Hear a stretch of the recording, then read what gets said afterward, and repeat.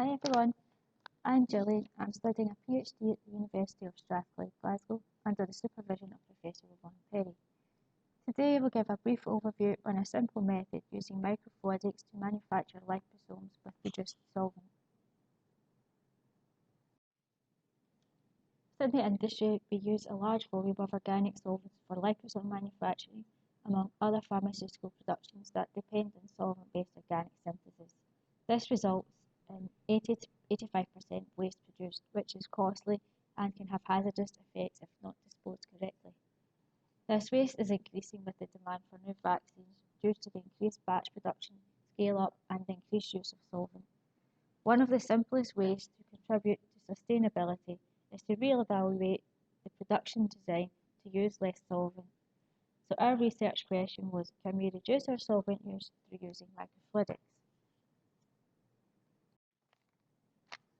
The idea behind this was to increase the initial lipid concentration and make use of the flow rate ratio by increasing the ratio of aqueous phase solution to reduce the residual solvent percent, while maintaining nice liposome size and PDI.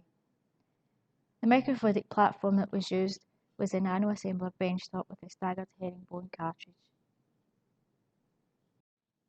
Initially, neutral formulations of HSPC chol were manufactured at concentration ranges of 4 to 40 mg per ml, and altering the flow rate ratio from 1 to 1 to 19 to 1 as the concentration increased. This was to provide a final liposome concentration of 2 mg per ml, which was made using Tris 10 millimolar as the aqueous solution. What we can see here from the graph is that the size of all formulations from 6 to 20 mg per ml are similar, however slightly decreased as the aqueous lipid ratio increases, and the polydispersity was all under 0.2. When we look at the 4 mg per ml at the 1 to 1 flow rate ratio, the increased size and PDI are expected, as when using this ratio, we tend to see big size and PDI. And using the maximum of 40 mg per ml at 19 to 1 flow rate ratio resulted in a nice liposome size, however the PDI was slightly higher than the regulator intends it to be of 0.2. This indicated that it is possible to produce liposomes displaying size and PDI within the regulatory guidelines between the concentration of 6 to 20 mg per ml using reduced solvent. The next step was to investigate whether this solvent reduction method is applicable to cationic liposome formulations. For this, we chose the highest lipid concentration of 20 mg per ml with a flow rate ratio of 9 to 1. As the solvent production was very low here, as only 10% was produced.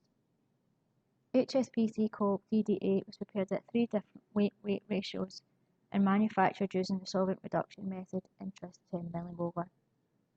From the graph, we can see that the sizes range from 44 to 59 nanometers, and the PDI for the 0.25 and 0.5 are below 2 and just slightly above 2 at 0.24 for the 2:1:1 ratio.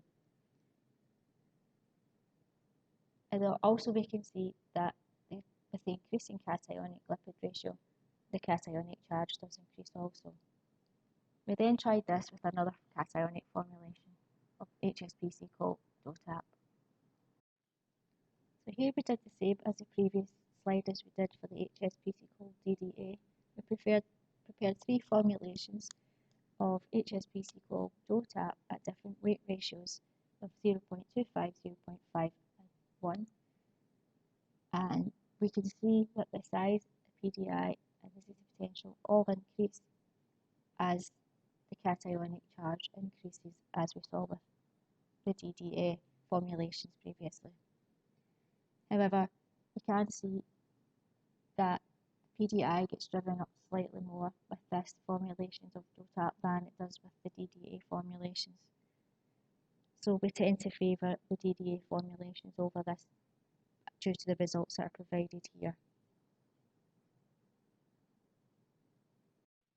So in conclusion, we can reduce solvent use and manufacture liposomes with desirable attributes. However, we can see that this is formulation dependent when comparing the results from the DOTAP formulations to the DDA formulations. Thank you for listening. Thank you for having me. I'll be quite happy to take any questions that you may have.